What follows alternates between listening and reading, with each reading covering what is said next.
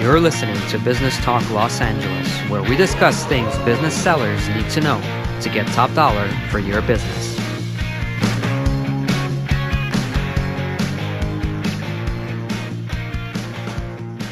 Today's guest is Erika Williams-Rogers.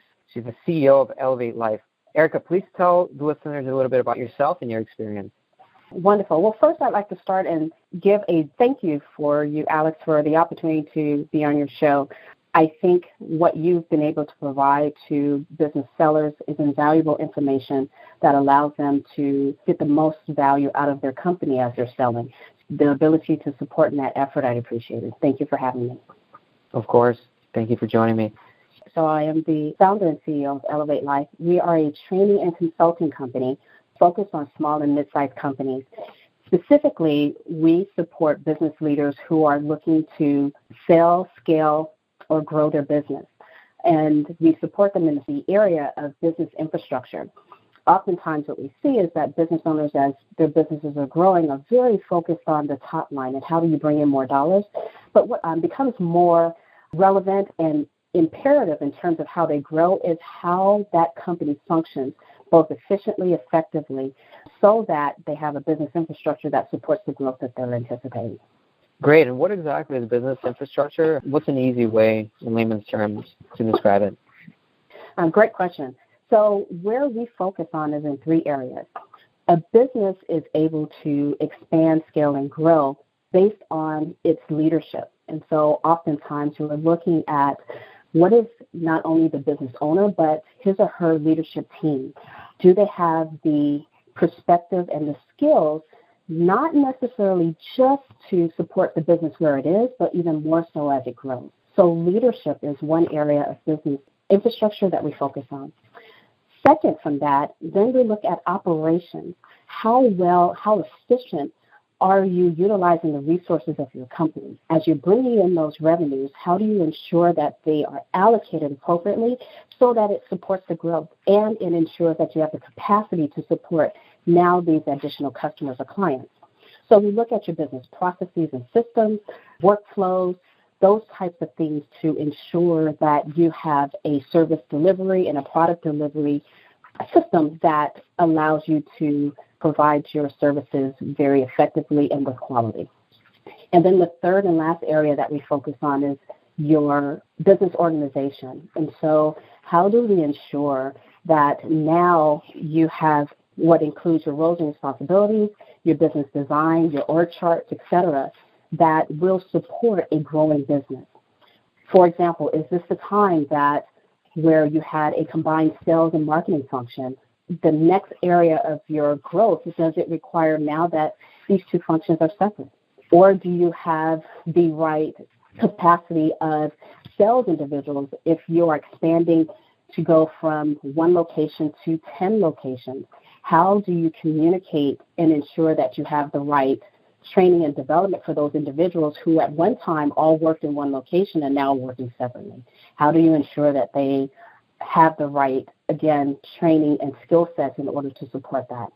And so, again, leadership, operations, and your business design and organization are the three areas of business infrastructure that we support in our expertise.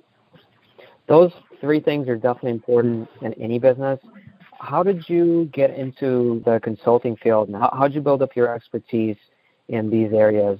Did you work for a large company yourself, or how did you accumulate this knowledge that allows you to help business owners improve their businesses substantially?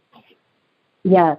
And so, Alex, I had the great opportunity to start my career working for a Fortune 100 company. And so that company was Procter & Gamble at the time. So it's a company that has broad product availability. They represent Charmin, Bounty, some of your key consumables.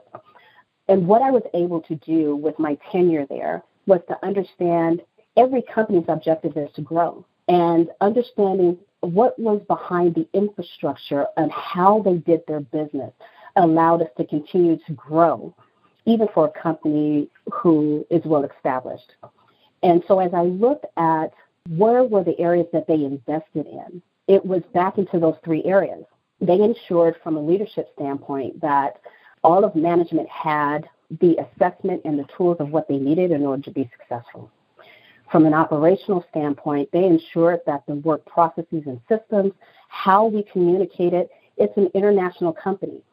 There were metrics and forecast approaches that ensured that no matter where you were in the world and how you contributed to the company from your title or your function, that it all aligns with corporate objectives. And my assessment of understanding how they ensured that we were all on the same page was some of the key elements on understanding operationally how do you ensure that a company is both strategic and can execute in alignment.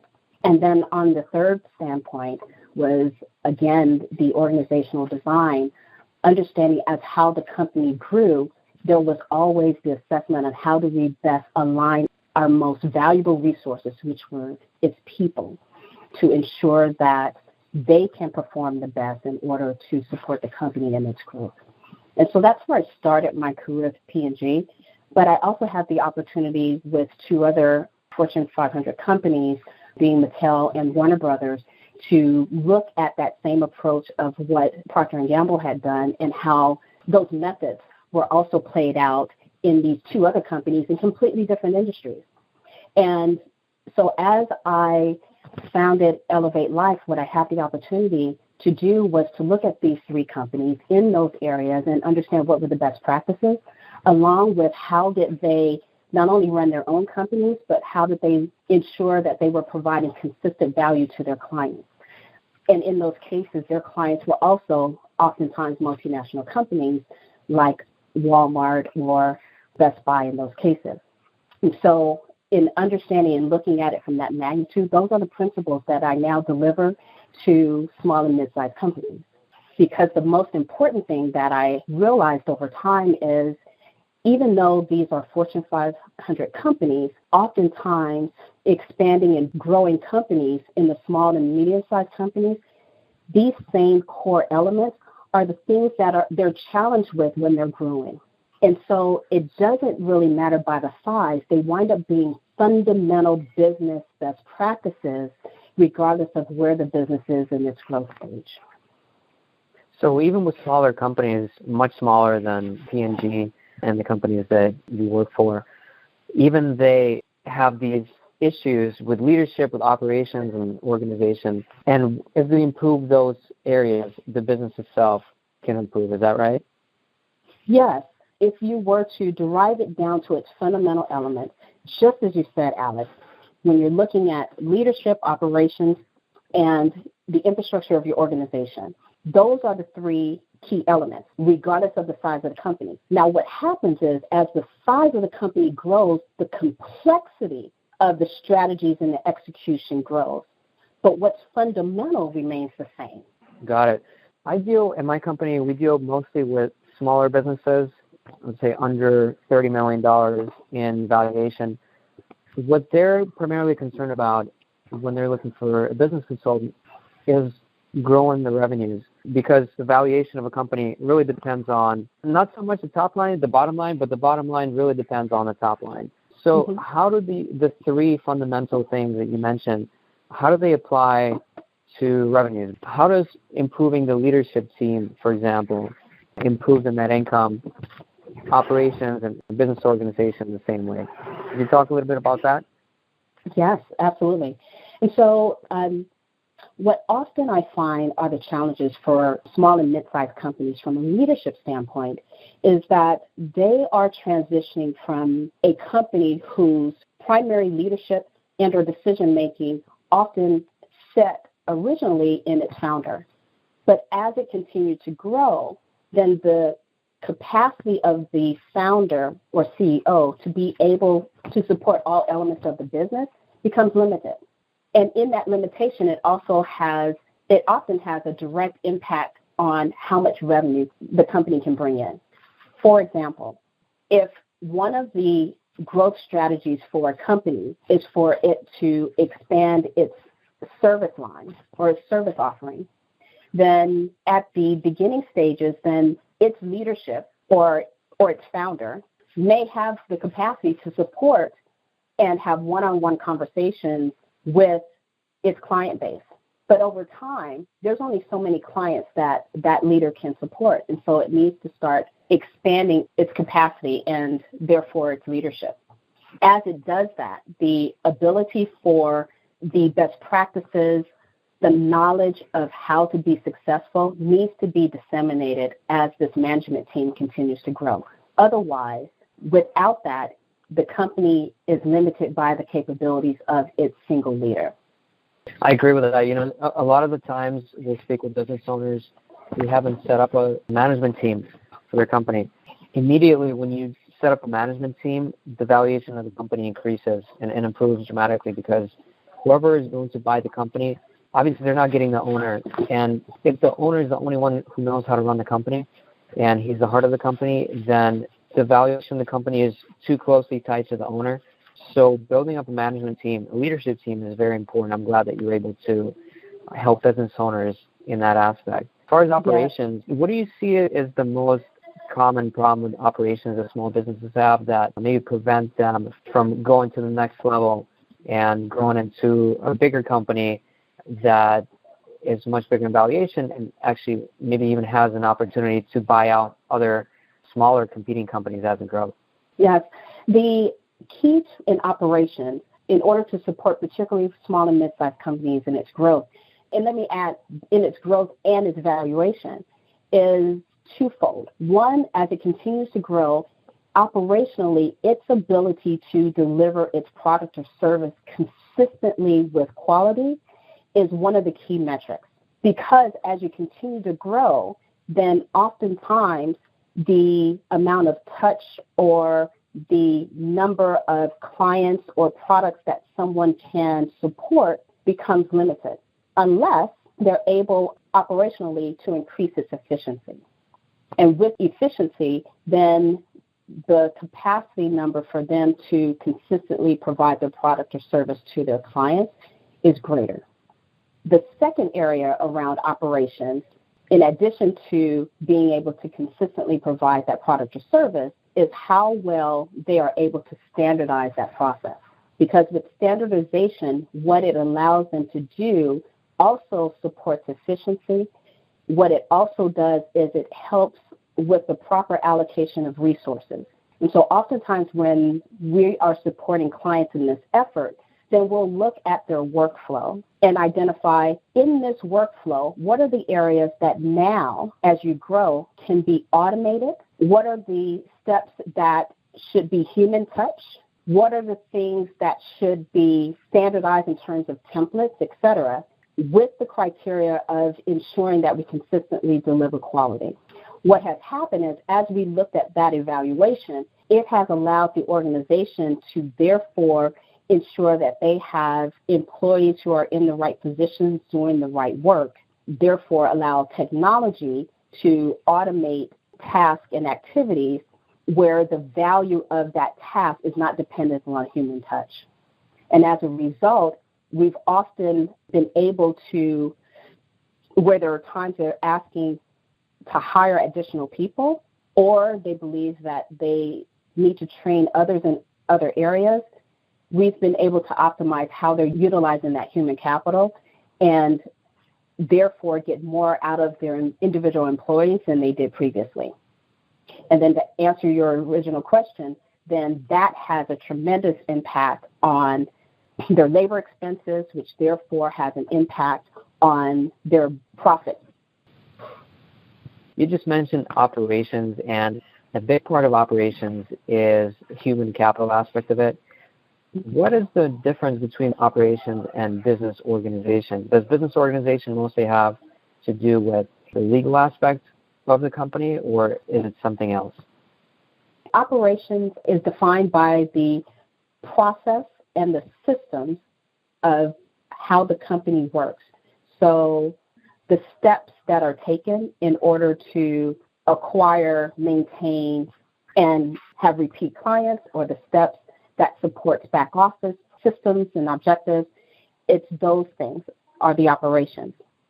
The people who support operations are the organizational design and development. And so those who are assigned and responsible to execute those activities within the operations fall within the organizational design and development. Got it. You know, my office, we've been all hearing the news and we've been discussing the recession as one of the main topics of conversation pretty much everywhere.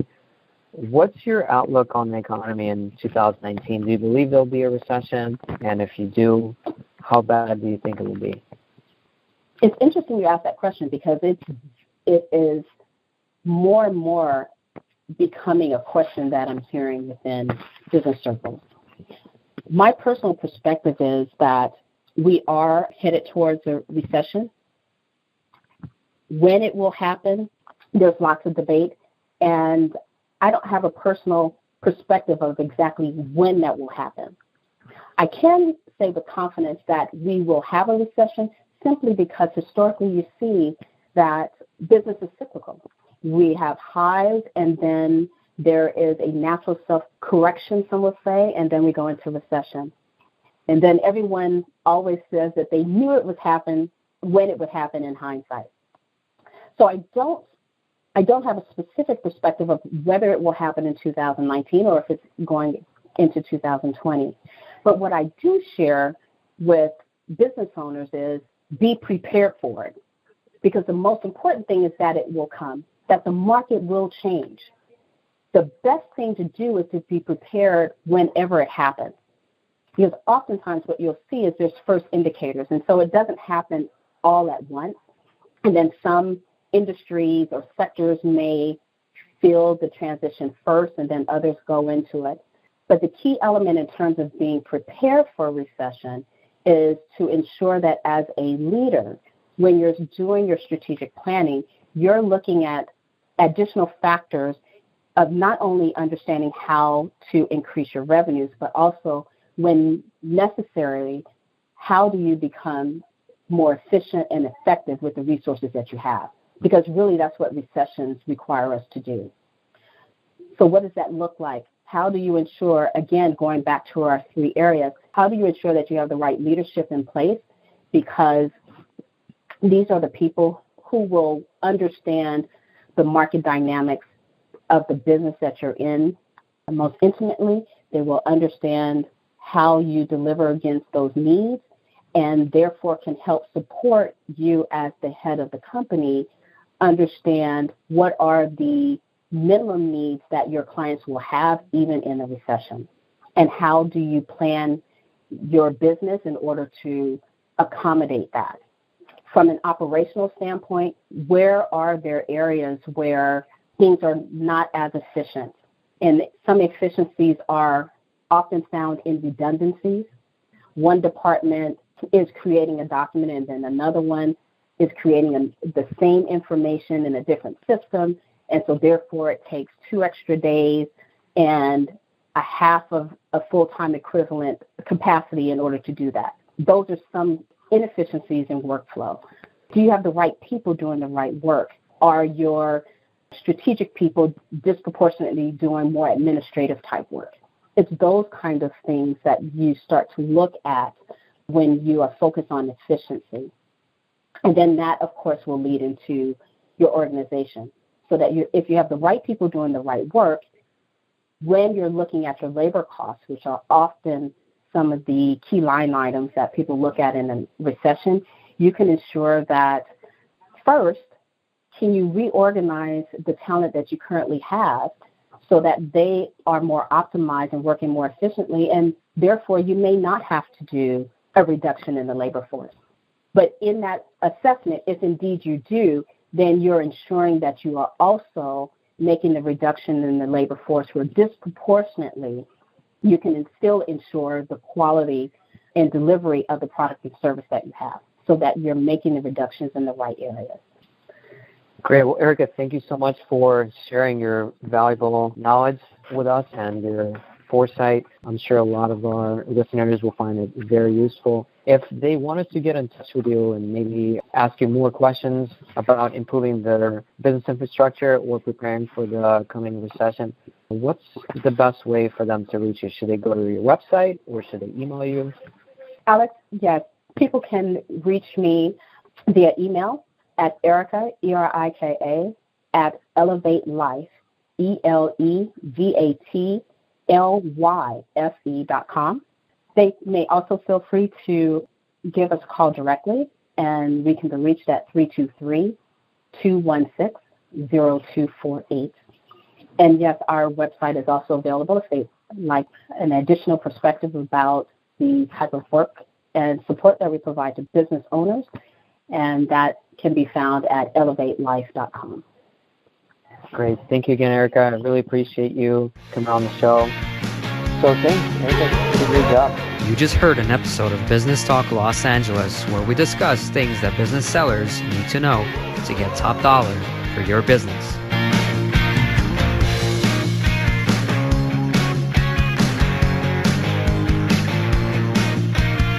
If you want more resources and information about selling your business, visit alexestrin.com.